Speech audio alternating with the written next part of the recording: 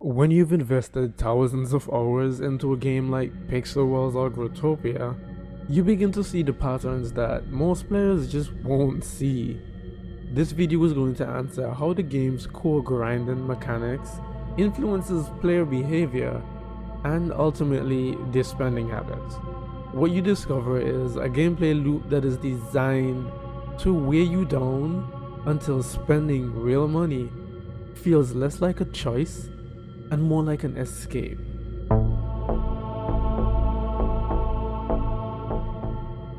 The grind isn't a test of skill, because of course not.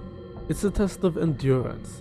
The game's core grinding activities, nether, mining, and fishing, are simply the same skin of one slow, repetitive process. This is a deliberate free-to-play design strategy known as friction. The game intentionally introduces slowness, artificial slowness, and makes progression feel almost impossible, effectively turning your time into a currency. When time is positioned as your most valuable resource, anything that saves it suddenly becomes incredibly appealing, no matter the price.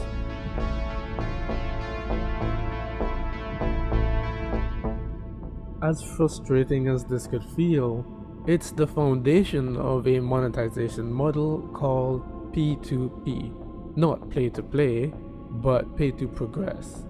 This is a system where the developers introduce artificial friction and then they proceed to sell you the relief from the very problem they created. Think about it this way. After countless of hours of performing the same repetitive task over and over and expecting change, your patience inevitably wears thin.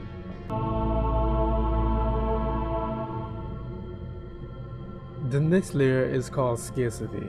Limited time events are engineered to create a powerful fear of missing out, or FOMO, which in the gaming terms mean you're gonna miss it, you're gonna want it. And by introducing exclusive seasonal items, the game shifts your mindset from "do I want this" to "what if I never get the chance to get this again?"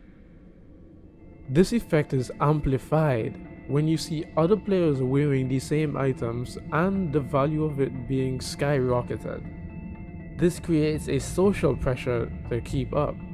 The underlying message is as clear as invest significantly more time to not be left behind, or pay a large amount to close the gap just a little bit.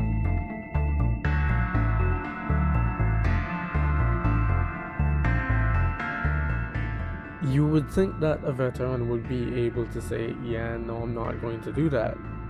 But when you have thousands of hours invested into an account, the sunk cost fallacy makes it psychologically way more difficult to walk away.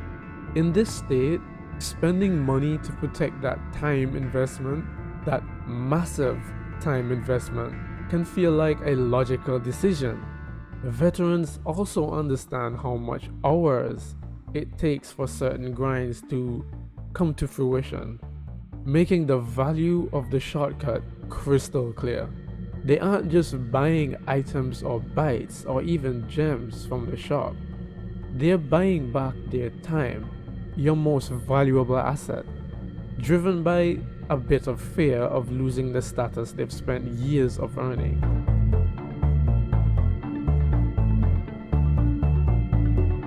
Look at it this way.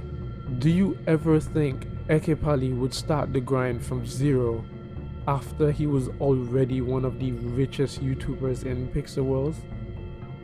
The only YouTuber who may start from zero to some degree would be Zygora or From PW, right? They have made the grinding their image, that is them. Richness was the image of Ekepali. That is two very different sides of the economy, two very different sides of a mentality. Have you ever felt the pressure to spend in Pixel Worlds? Or maybe another game like Nexus Station? So in closing, with our main question being, why did the developers make the grind in Pixel Worlds so time consuming? The answer is a calculated, multi-layered business strategy. They do it to create friction, turning your time into a monetizable resource, weaponizing your frustration, and then selling you an escape to an unreasonably priced pay-to-progress model. They do it to manufacture scarcity, using FOMO and social pressure to drive engagement and spending, knowing that most dedicated players will pay to protect their time invested.